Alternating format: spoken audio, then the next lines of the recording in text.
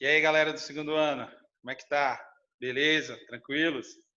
Então, vamos para a próxima aula, tá? A aula hoje vamos falar sobre cultura material e imaterial, tá? O que é cultura material? A cultura material, especificamente, é tudo aquilo que representa as tradições, né? Identifica um povo e que são concretas, que eu posso ver, que eu posso pegar, que eu posso tocar, que eu possa provar. Por exemplo, comida é um exemplo de cultura material. Artesanato é um exemplo de cultura material. Uma igreja, né, é um exemplo de cultura material. Ou seja, tudo que é concreto, que eu posso ver, pegar, tocar, cheirar, provar, certo? Isso é cultura material. O que é cultura imaterial? É tudo aquilo que representa a cultura, mas que é abstrato, que eu entendo, que eu sinto, que eu aproveito, mas eu não posso pegar. Por exemplo, a dança. Você vê uma pessoa dançar, mas você não pode pegar aquela dança para você, né? Uma poesia, por exemplo, né? Uma música. Isso é exemplo de cultura imaterial. É aquilo que representa um povo, que identifica um povo, uma cultura, costume, hábitos, crenças, mas que são abstratos, que eu não posso ver, eu não posso pegar. Eu sinto, eu aproveito, eu observo a ação em si, né? Mas o objetivo, né? O ponto principal eu não consigo pegar. Então, eu vejo alguém dançando, alguém está expressando a sua arte, mas eu não consigo pegar na arte, não consigo ter aquela arte para mim se não for de forma abstrata. Então, eu aproveito a arte, mas eu não vejo, não pego naquela arte. Beleza?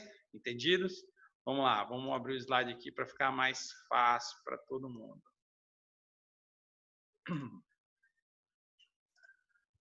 Então vamos lá. Cultura material e imaterial. A cultura material e imaterial representam os dois tipos de patrimônio cultural e que juntos constituem a cultura de determinado grupo.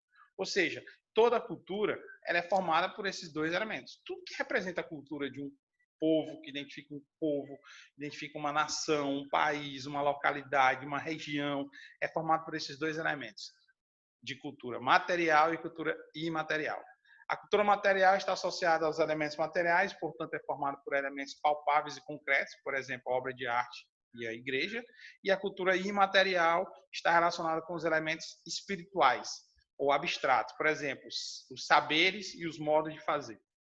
Tá? Então, por exemplo, você pega as duas juntas, formam, né, a cultura. Então, falei da comida, por exemplo. Deixa eu pensar aqui. Maria Isabel, né? Pô, a Maria Isabelzinha com ovo ali, top, né não? Mas a Maria Isabel, a comida em si, o prato típico, feijoada, né? O prato típico, eu vejo o prato, eu sinto o cheiro, eu provo. O prato em si é cultura material. Agora, a forma de fazer é cultura imaterial. Tem toda digamos assim, um protocolo para você fazer uma boa feijoada, para você fazer uma boa Maria Isabel, para você fazer uma comida específica, tradicional, regional, que seja. Certo? Então, entendam que a cultura é formada por esses dois, pela junção dos dois. A cultura imaterial e a cultura material. Beleza? Tranquilo? Vamos lá. Ambas possuem aspectos simbólicos, posto que carregam a herança cultural de determinado povo, ao mesmo tempo que promovem sua identidade. Há alguns pratos específicos, né, algumas comidas específicas, você consegue facilmente identificar de onde são, de onde é essa representação. Algumas músicas tradicionais você também consegue identificar, certo? E isso é o aspecto simbólico da cultura, material e imaterial. Identificar de onde pertence, identificar quem representa, identificar o que representa. Isso é um aspecto simbólico da cultura, né? Você consegue linkar uma coisa a outra. Então, às vezes você vê um traço cultural, daqui a pouco eu vou explicar o que é, você vê um traço cultural específico, né? Você já consegue fazer uma ligação, desde que você conheça, claro, aquela cultura. Você já consegue fazer uma ligação, né, com aquilo que ele representa, beleza? Pela diversidade brasileira, os bens culturais se modificam bastante em cada região. Eu dou o exemplo sempre do carnaval. Então, por que eu gosto do exemplo do carnaval? Porque o carnaval é uma festa tradicionalíssima do Brasil, uma festa cultural, um aspecto claro cultural do Brasil, mundialmente falando, certo? Mas o carnaval, na verdade, nós não temos um carnaval, nós temos vários carnavais. Por quê? Porque o carnaval aqui, nossa, é de um jeito, o carnaval na Bahia é de outro jeito, o carnaval no Rio de Janeiro é de outro jeito.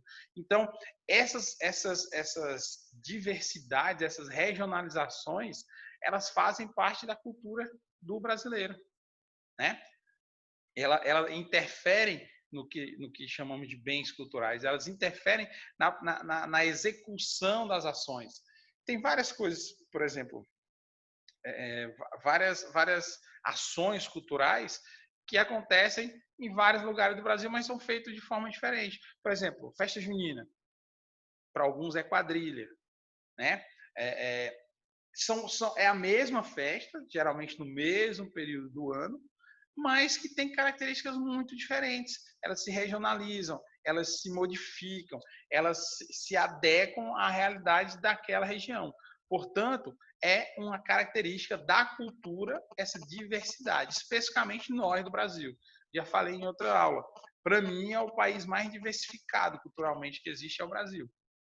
Nós somos uma mistura muito grande. Se você imaginar nós aqui na nossa cidade, se você observar ao seu redor, você vai ver a quantidade de manifestações culturais, de movimentos culturais, de traços culturais que nós vamos identificar aqui, que nós vamos conhecer, alguns a gente sabe de onde o que simboliza, outros nós não sabemos ainda, né? Mas você consegue identificar uma diversidade muito grande aqui no Brasil. Tranquilo, galera? Vamos seguir em frente, tá? Então, assim, para entender melhor a cultura, né, eu falei agora há pouco dos traços culturais, nós vamos meio que dissecar a cultura, certo? Por exemplo, o que são os traços culturais? Os traços culturais são as partes, né, de uma cultura. São as partes de uma cultura, né, as menores partes, que juntos, quando você junta vários traços culturais, você forma o complexo cultural, certo? Então, por exemplo, aqui o exemplo que eu citei, o carnaval. O que são os traços culturais? O sambista, as alegorias, os passistas, certo? A fantasia, tudo isso são traços culturais, ou seja, são pedaços, partes menores de um complexo cultural.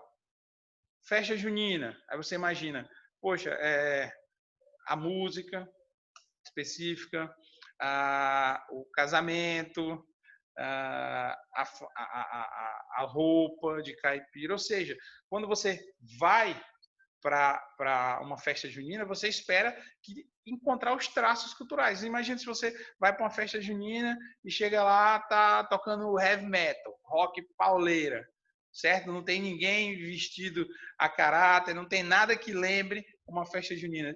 Imediatamente você vai dizer, não, estou no lugar errado. Aqui não é uma festa junina.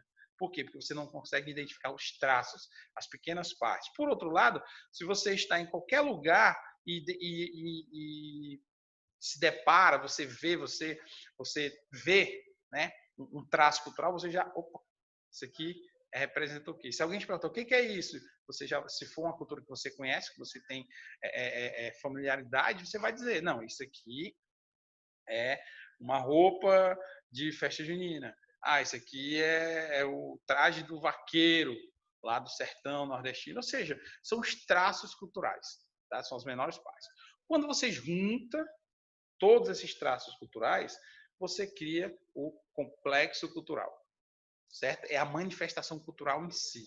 Então, os pequenos traços da festa junina, né? Eu já falei agora há pouco, quando todos eles se juntam, ou a grande maioria deles, porque pode ser que dependendo da questão da diversidade, mude um pouco, mas quando todos eles se juntam, você tem um complexo cultural. Aí sim, então se você vai num lugar, eu vou numa festa junina, e chega lá, tem os traços da festa junina, o pessoal vestido, as roupas, as comidas, as danças, enfim, as bandeirinhas, né? Tudo que está lá, aí você consegue identificar que ali é um complexo cultural. Certo? Então, os traços culturais são as pequenas partes da cultura e o complexo cultural é a união dos traços culturais. Beleza? O exemplo que eu dei aí é a questão do carnaval, né? Onde acontece, se incorporam os traços culturais às suas manifestações.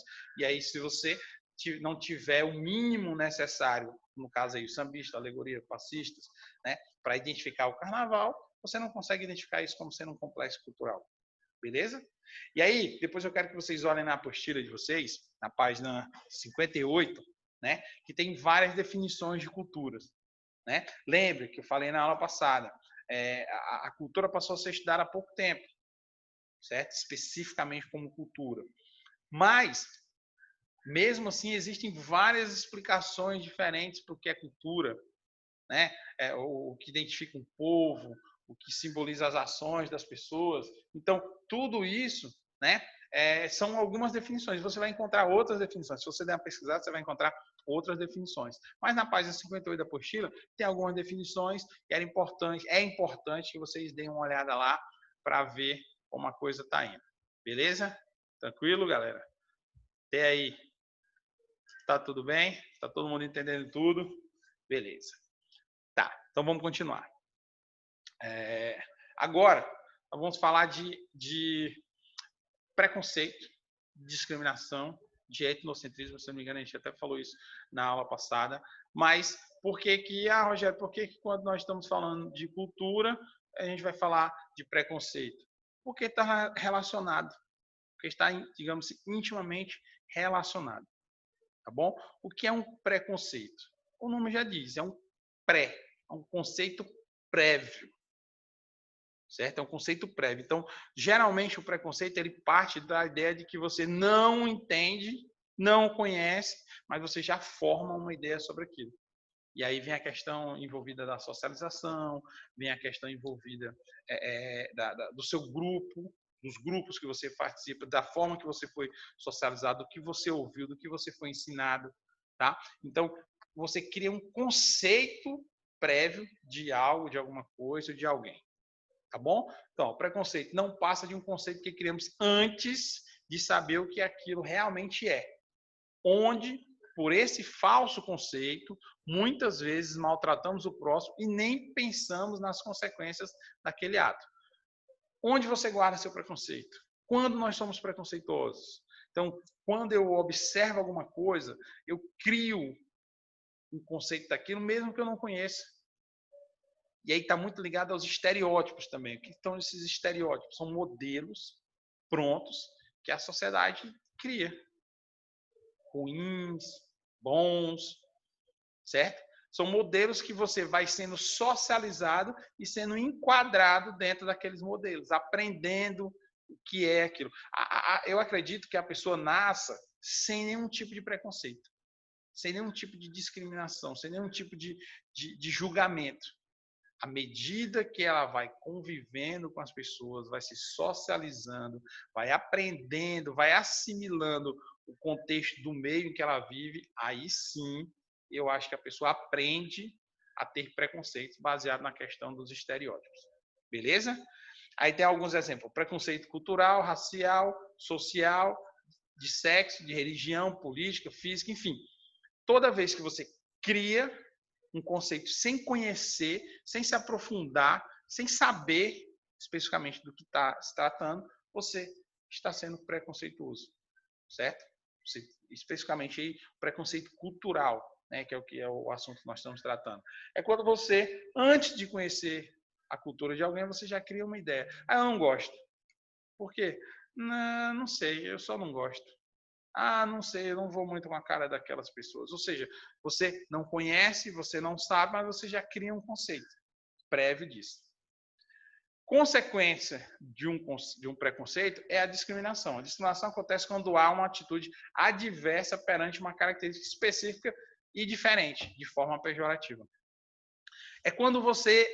o que é agir de forma adversa? É você agir diferenciadamente quando deveria agir com isonomia, certo? É você, por exemplo, cria um preconceito, né? Tem o preconceito como alguma coisa e age de forma diferente por conta desse conceito prévio que você tem. Então você discrimina, você trata diferente, você age diferente de forma pejorativa. Você digamos assim, você diferencia para baixo, né? O indivíduo que discrimina, a pessoa que discrimina, de alguma forma ele desqualifica, né? Ele deixa de dar a importância que deveria dar, trata as coisas de forma diferente, beleza? Tanto o preconceito quanto a discriminação, eles vão se encaixar numa questão muito importante, vocês vão ouvir muito falar nisso sempre que o assunto for relacionado à cultura, que é o etnocentrismo, tá? É um conceito antropológico usado para definir atitudes nas quais consideramos nossos hábitos e condutas como superiores aos de outros, certo? O que isso quer dizer? Eu tenho a minha cultura, certo? No meu grupo, todos nós temos nossas culturas. O outro tem outra cultura, certo? O outro tem outra cultura. Até falando na aula passada, o meu grupo e o outro grupo. O meu grupo tem um determinado tipo de cultura, o do outro tem. Eu não preciso aceitar, eu não preciso gostar, certo? Da cultura do outro. O que eu não posso é desrespeitar, discriminar a cultura do outro. Achar que a minha é melhor e a dele é pior. A dele não presta, a dele é ruim. Por quê? Porque é diferente da minha. Isso é etnocentrismo. Lembre-se, não tem a ver com gostar ou não. Eu não gosto. Isso não é etnocentrismo. É quando você diminui, quando você desqualifica a cultura do outro.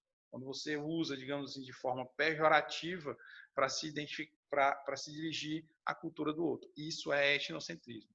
Isso acontece em todas as sociedades, devido aos preconceitos produzidos pela própria dinâmica cultural e que nos leva a adotar os padrões culturais, podem também para colocar aí os estereótipos, que nos são familiares. Então é comum, quando você se depara com uma cultura que você não conhece, você se retrair, certo? O que é errado é você discriminar. O correto, no mundo perfeito, digamos assim, era você tentar entender, tentar compreender, né? Aquele comportamento, aquele complexo cultural, aquele traço cultural, certo? Isso era o ideal. O errado é você discriminar. Beleza? E é como eu disse, essa discriminação ela é aprendida, ela é ensinada pela socialização, pelos padrões culturais. Então, coisas que eram erradas antigamente hoje não são, coisas que hoje são erradas antigamente não eram, e vão criando esses padrões que a sociedade vai determinando, né? E aí é comum a gente ser socializado dessa forma. Isso aqui é bom, isso aqui não é. E aí você começa a criar os seus conceitos que podem gerar preconceitos, que podem gerar discriminação, e se existe preconceito e existe discriminação, com certeza vai existir o etnocentrismo. Beleza? Tranquilo, galera? Padrão cultural. Conjunto de regras de uma determinada cultura. O que é o padrão cultural? Até falei agora há pouco. É aquilo que determina uma cultura, certo? São as regras de uma cultura. Então, se você imagina assim, para que se tenha uma festa junina, vamos voltar ao exemplo da festa junina, tem que ter um padrão, certo? Tem que ter, digamos assim, diretrizes, tem que ter regras. Não é de qualquer forma, né? Por exemplo, se parte para a ideia do nome, festa junina, ou seja, no mês de junho. Vamos fazer uma festa junina em agosto. Aí vamos ter que mudar o nome de festa junina, né? Porque já não é mais em junho, desculpa. Então, são os padrões. Mas não pode fazer? Pode, claro, claro. Mas os padrões seguem, justo como o nome já disse, para padronizar, para especificar o que é elemento de cada cultura e as regras dessa cultura, certo? Para que ela seja identificada como elemento da cultura. beleza? O que é a subcultura? O nome já diz. Subculturas são culturas menores, alternativas. Acho que a palavra melhor que tem são culturas alternativas dentro de uma sociedade. A sociedade tem um padrão cultural. A nossa sociedade tem um padrão cultural, certo? A maioria das pessoas seguem esses padrões culturais, foram socializados dentro desses padrões culturais. Mas existem grupos pequenos, geralmente pequenos, né, que pensam diferente, que agem diferente, que não concordam com aqueles padrões culturais e querem melhorar, querem criar novos padrões, querem ter um outro padrão diferente daquele da maioria. É o que a gente chama de subcultura, certo? É cultura também? Mas não é a cultura dominante, digamos assim, não é o padrão dominante, é uma alternativa ao padrão dominante. Então, se você imagina assim, os hippies, por exemplo, né? Surgiu com a ideia de subcultura. Tinha um padrão da sociedade, né? E eles eram contra aquele padrão. Eles não aceitavam, eles tinham resistência com aqueles padrões, né? E criaram um padrão de vida deles, que hoje é muito conhecido, o padrão de vida dos hippies, certo? Os punks, tá aí um exemplo, galera do hip hop, né? Sei lá, a gente pode botar também a galera do reggae, né? A galera tem um estilo de vida, né? um padrão, um comportamento cultural diferente. Existe o padrão da sociedade, mas existe essas subculturas, são os comportamentos culturais relevantes dele, tá? Esses comportamentos, tanto a subcultura como o padrão cultural, são necessários e comuns à sociedade, partindo do princípio da diversidade. Beleza? Papel da socialização na cultura, toda essa aula eu falei sobre isso. O que é socialização? É o processo pelo qual o indivíduo aprende a ser social. Normal. O que é socialização? É o processo pelo qual o indivíduo aprende a ser um ser social. Ou seja, você vai sendo educado em casa, você vai sendo educado na escola, você vai sendo educado na igreja, certo? Tudo isso está dentro da ideia de padrão, de socialização, certo? A cultura ela é passada através da socialização, certo? São os nossos antepassados, nossos pais, nossos avós que criaram esses complexos culturais, esses padrões culturais, e nós vamos sendo socializados de acordo com esse padrão. Então, tem coisas que em uma região do país são de um jeito, em outra região são de outro, e nós vamos sendo socializados de acordo com o grupo social que você faz parte. Beleza? Então, a socialização tem papel importante na cultura, digamos assim, na disseminação da cultura. Porque é através da socialização que você recebe, né, os elementos culturais. Beleza? Quando ele fala isso, né, quando a gente fala isso, tem a questão da orientação da cultura, né, especificamente a cultura nos modela. O que significa que ela nos modela? A cultura ela nos encaixa. Você chega em algum lugar, você se sente fazendo parte daquele lugar, por quê? Porque você está encaixado naqueles padrões, está encaixado naquele comportamento específico. Por quê? Porque você foi socializado culturalmente dessa forma. Quando você vai em um lugar que você não tem conhecimento do comportamento, não tem conhecimento da ação, você não tem conhecimento do elemento cultural que está ali, você não se sente confortável, certo? Mas, de alguma forma, você entende que aquilo é relevante, que aquilo é importante. Mas a cultura, ela determina o seu comportamento, o tipo de comportamento que nós vamos ter. E aí tem, diante disso, né, existem questões importantes relacionadas a essa socialização, né, a cultura e socialização. Primeiro, controle social. Desculpa. Primeiro, resistência uniformizadora, certo? Ou seja, comportamentos divergentes culturalmente. São aquelas pessoas que têm um comportamento diferente, certo? Existe um padrão cultural e essas pessoas agem de forma diferente. Aí entra em cena o controle social. É importante para que a sociedade não perca a coesão. Ou seja, você é socializado dentro daquilo que você pode, deve, não deve fazer, certo?